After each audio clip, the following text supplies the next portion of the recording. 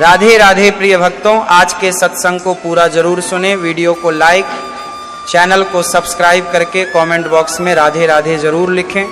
जी हाँ प्रिय मित्रों और सुधी श्रोताओं, आज हम सभी भक्तजनों को जीवित पुत्रिका व्रत की असंख्य शुभ कामनाएं। यह व्रत संतान की दीर्घायु, सुख, समृद्धि और कुल की रक्षा का एक महान आधार है। आइए आज हम इस पावन व्रत की उस मार्मिक और चमत्कारिक कथा को विस्तार से सुनते हैं, जिसे सुनने मात्र से ही व्रत का पूर्ण फल प्राप्त होता है और संतान पर आने वाले समस्त संकट टल जाते हैं। सतयुग का समय था। प्रकृति और प्राणी एक दूसरे की भाषा समझते थे। पेड़ पौधे, पशु पक्षी सभी मनुष्यों की भांति विचार विमर्श करते थे। ऐसे ही समय में नर्मदा नदी के उस पार एक विशाल और प्राचीन पाकड़ के पेड़ पर एक चिल्हौर चिड़िया रहती थी। उसी पेड़ की जड़ों में बनी एक खोह में एक सियारिन का निवास था। ऊपर चिल्हौर और नीचे सियारिन, दोनों में गहरी मित्रता थी। दिन भर वे आपस में बातें करती, अपने सुख दुख बांटती। उस समय ऐसा कोई अवरोध नहीं था कि एक पक्षी और एक पशु की मित्रता पर कोई प्रश्न चिन्ह लगाए। एक दिन प्रातः काल का समय था। चिल्हौर चिड़िया अपने घोंसले में बैठी नर्मदा नदी की ओर देख रही थी कि अचानक उसकी नजर नदी के तट पर लगी भारी भीड़ पर पड़ी। उसने नीचे अपनी सहेली सियारिन को आवाज लगाई, अरे सखी सियारिन, आज तो नदी तट पर अद्भुत दृश्य है। ऐसा लगता है मानो संपूर्ण नगर की नारियां यहाँ एकत्रित हो गई हों। क्या कारण है इस भीड़ का? सियारिन ने ऊपर देखा और बोली, अरे चिल्हौर बहन, तुम तो ऊंचे बैठी हो, सब कुछ स्पष्ट देख पा रही हो। मैं तो नीचे इस खोह में हूं, तुम ही बताओ क्या हो रहा है। चिल्हौर बोली, सखी, ऐसा लगता है सभी स्त्रियां स्नान कर रही हैं और फिर कुछ पूजा अर्चना कर रही हैं, पर इतनी भीड़, जरूर कोई विशेष पर्व है। क्यों ना तुम जाकर पता करो, तुम्हारे 4 पैर हैं, तुम आसानी से वहां तक पहुंच सकती हो। सियारिन डरते हुए बोली, अरे बहन, ये मनुष्य हम जंगली जीवों को देखते ही पत्थर मारने लगते हैं, कहीं मेरी हड्डी पसली न तोड़ दें, प्राण संकट में पड़ जाएगा। तो फिर चलो, मैं ही उड़कर जाती हूँ और इस रहस्य को जानकर आती हूँ, चिल्हौर ने कहा और अपने पंख फैलाकर नदी तट की ओर उड़ चली। वहां पहुंचकर उसने देखा कि सैकड़ों की संख्या में महिलाएं नदी में डुबकी लगा रही थीं, मंत्रोच्चार कर रही थीं और एक बूढ़ी माता के इर्द गिर्द एकत्रित होकर कुछ सुन रही थीं। चिल्हौर एक डाली पर बैठ गई और उस बूढ़ी माँ से पूछा, हे माता, ये कौन सा पावन पर्व है जिसमें इतनी सारी नारियां एकत्रित हैं? कृपया मुझे भी इसके बारे में बताएं। बूढ़ी माँ ने दयावश होकर कहा, हे चिल्हौर रानी, यह कोई साधारण व्रत नहीं है, यह जीवित पुत्रिका व्रत, जिसे जितियां या जीवतियां के नाम से भी जाना जाता है। अश्विन मास के कृष्ण पक्ष की सप्तमी से यह व्रत आरंभ होता है। आज सप्तमी है, इसलिए नहाया खाया है। कल अष्टमी को निर्जल उपवास रखा जाएगा और नवमी को पारण होगा। यह व्रत संतान, विशेषकर पुत्रों की दीर्घायु और उन पर आने वाले संकटों को टालने के लिए किया जाता है। चिल्हौर की जिज्ञासा और बढ़ गई। उसने पूछा, माता, इस व्रत को करने से क्या फल मिलता है? कृपया विस्तार से बताएं। बूढ़ी माँ ने आशीर्वाद देते हुए कहा, पुत्री, इस व्रत की महिमा अपरंपार है। सच्चे मन से यह व्रत करने वाली स्त्री को संतान सुख की प्राप्ति होती है, बांझपन दूर होता है, संतान पर आने वाला कोई भी संकट स्वतः ही टल जाता है।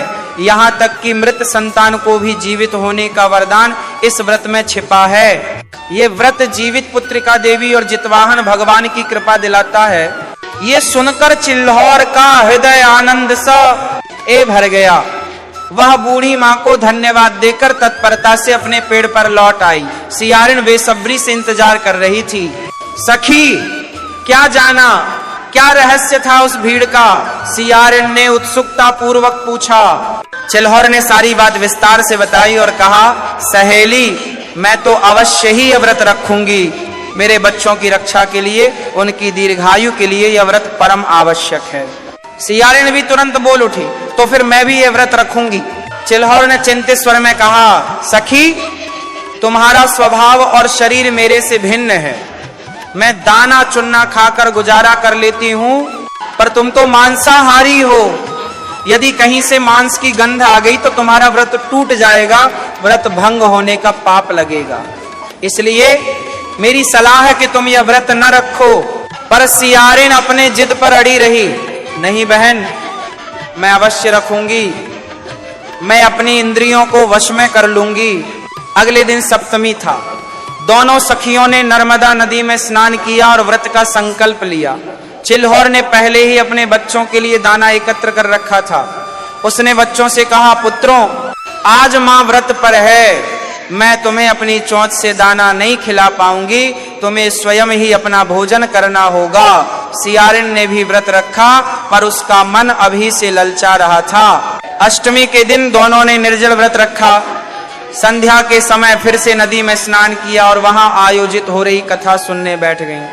चिल्होर पूरी तन्मयता से कथा सुनने लगी, जबकि सियारिन का मन भटक रहा था। थोड़ी ही देर में वो कथा सुनते सुनते सो गई। कथा का समापन हुआ तो चिल्होर अपने घोंसले में और सियारिन अपनी खौ में लौट आई।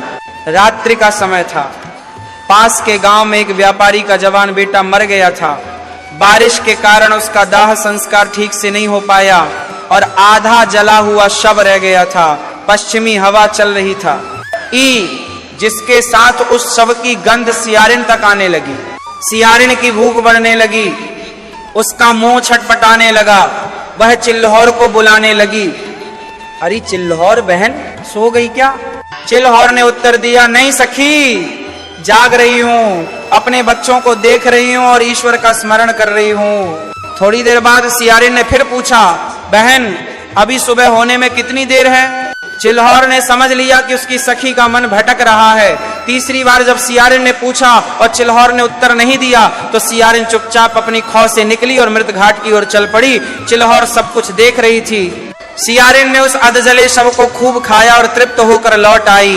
चिल्होर का हृदय कांप उठा। उसने मन ही मन भगवान से प्रार्थना की, हे प्रभु, इसने व्रत भंग किया है, इसे क्षमा न करना। थोड़ी देर बाद सियारिन ने फिर आवाज लगाई, अरे बहन, मैं तो भूख से व्याकुल हूँ, मेरे प्राण निकले जा रहे हैं। चिल्होर ने कठोर स्वर में कहा, सखी, तुमने मृत घाट पर जाकर भोजन किया है, मैंने अपनी आंखों से देखा है, अब झूठ मत बोलो। सियारिन लज्जित हो गई। सुबह होते ही दोनों फिर से नदी पर स्नान के लिए गई। स्नान के बाद सियारिन फिर से मृत घाट पर गई और बचा खुचा मांस खा आई। चिल्होर ने कथा सुनकर एक ग्वाले से दूध लेकर और प्रसाद ग्रहण करके अपना व्रत पूर्ण नियम से खोला।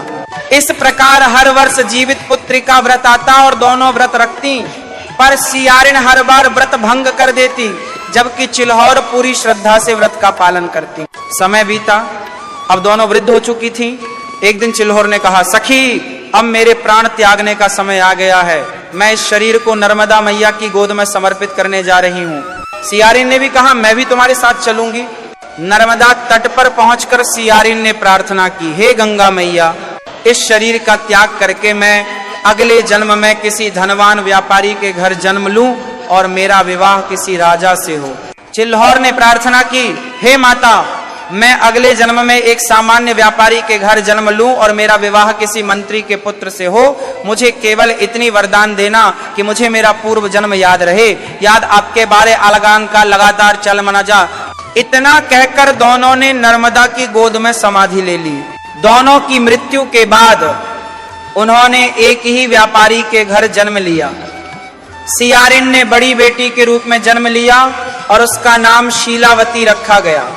चिल्होर ने छोटी बेटी के रूप में जन्म लिया और उसका नाम कपूरावती रखा गया। समय बीता, दोनों बड़ी हुई। शीलावती का विवाह एक राजा से हुआ और कपूरावती का विवाह राज्य के मंत्री के पुत्र से हुआ। दोनों एक ही राज्य में रहने लगी। कपूरावती को 7 पुत्रों की प्राप्ति हुई, जो सभी स्वस्थ और सुंदर थे। शीलावती ने भी 7 पुत्रों को जन्म दिया, पर एक भी जीवित नहीं बचा। हर बार उसका पुत्र जन्म लेते ही मर जाता। ये देखकर शीलावती के मन में ईर्ष्या की आग भड़क उठी। उसने कपूरावती के पुत्रों को मारने की ठान ली। एक दिन उसने अपने सैनिकों को आदेश दिया कि वे कपूरावती के 7 पुत्रों का सिर काट कर ले आएं। सैनिकों ने ऐसा ही किया, परंतु कपूरावती ने जीवित पुत्री का व्रत की शक्ति से अपने पुत्रों को जीवित कर लिया अगले दिन सुबह सभी पुत्र जीवित अवस्था में घर लौट आए। शीलावती ने यह देखा तो वह और भी क्रोधित हो गई। उसने कई बार उन्हें मरवाने का प्रयास किया, पर हर बार व्रत की कृपा से वे जीवित हो जाते। अंततः शीलावती ने राजा से जिद की, महाराज, या तो आप कपूरावती के 7 पुत्रों के सिर मेरे सामने लाएं, या फिर मैं अपने प्राण त्याग दूंगी। राजा विवश हो गए। उन्होंने मंत्री के 7 पुत्रों को वन में बुलाया और वहीं पर उनका वध करवा दिया। उनके सिर काटकर एक पिटारे में बंद करवाए और शीलावती को दे दिए। शीलावती ने वह पिटारा कपूरावती के पास भिजवा दिया। उस दिन सप्तमी थी और कपूरावती व्रत में थी। उसने पिटारा हाथ भी नहीं लगाया।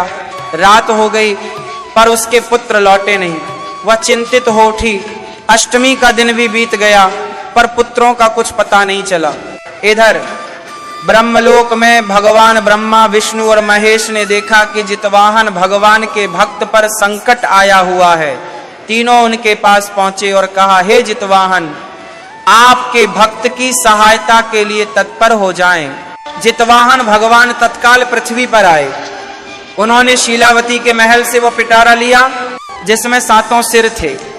वन में जाकर उन्होंने सिरों को धड़ से जोड़ा और अमृत के छींटे देकर सभी को जीवित कर दिया।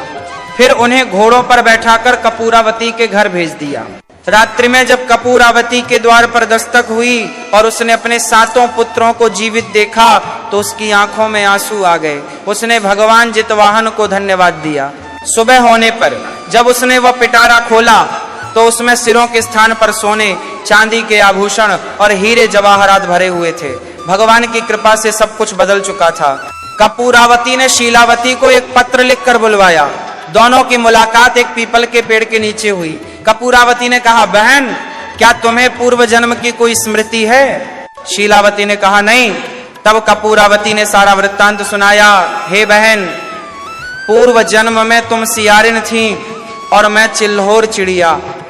हम दोनों ने जीवित पुत्र का व्रत रखा था, पर तुमने व्रत भंग कर दिया था। मैंने पूरी निष्ठा से व्रत का पालन किया था, इसीलिए इस जन्म में तुम्हारी संतानें मर जाती हैं और मेरी संतानें व्रत की कृपा से जीवित रहती हैं। ये सुनकर शीलावती की आंखें खुल गईं।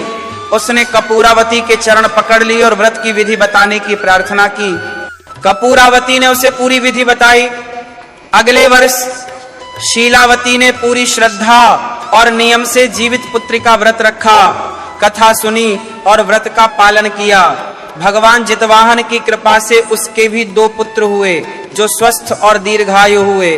कथा का महत्व और समापन इस प्रकार।